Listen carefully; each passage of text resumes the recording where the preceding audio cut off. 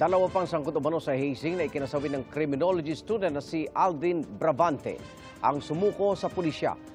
Ay sa ilang saksi, may indikasyong nakainom ang mga nakasiwa sa initiation rites. Saksi, si June Veneracion. Torture po yung ginawa sa kanya. Grabe po yung ginawa nila sa anak ko. Sobra-sobra talagang grabe. Mag-isa umanong sumalang sa hazing rites ng Tau Gamma Phi Fraternity noong October 16, ang criminology student na si Aldrin Larry Bravante. Pero 20 tao umano ang nagsalitang hampasin siya ng paddle at 60 palo ang kanyang tinamo. Base sa extrajudicial confession ng dalawa sa mga sumukong suspect, October 12 pa umano pinlano ang initiation.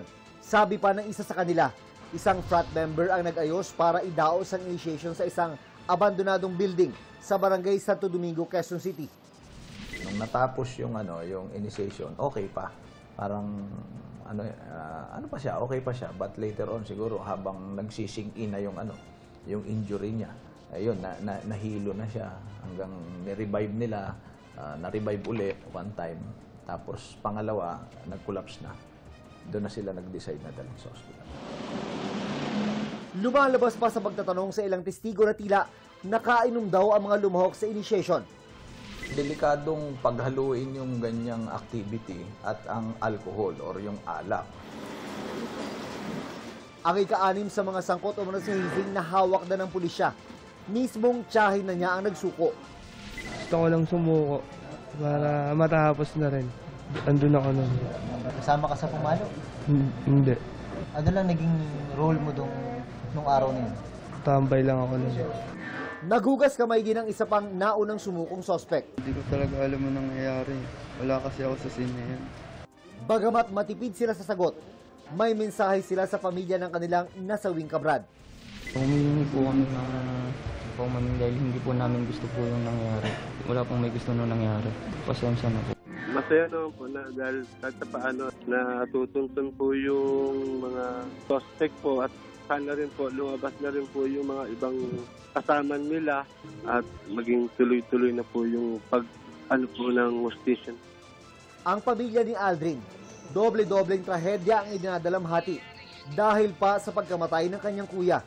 Talaga pong masakit kasi po nauna na po namatay yung aking panganay. 2 buwan pa lang po nakakalipas. Aksidente po sa motor.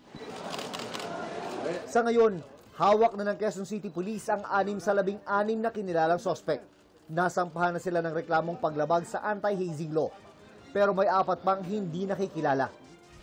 Napakahalaga po ng ating extrajudicial confession kasi yan po yung isa sa mga vital na dokumento na kung saan yun po, inaamin ho nila yung pagkakasala nila. Hinahanap pa ng mga pulis ang paddle na ginamit sa umunoy hazing na ayon sa mga suspect ay itinapon daw sa ilog. Pero mahanap man ito o hindi, tiwala ang Quezon City Police District na matibay ang kanilang ebidensya laban sa mga suspect. Para sa GMA Integrated News, June Veneracion ang inyong saksi. Mga igan, samahan nyo kaming saksiyan ng mga balita. Mag-subscribe sa GMA Integrated News sa YouTube. Para sa mga kapuso abroad, samahan nyo kami sa GMA Pinoy TV at sa www.gmanews.tv.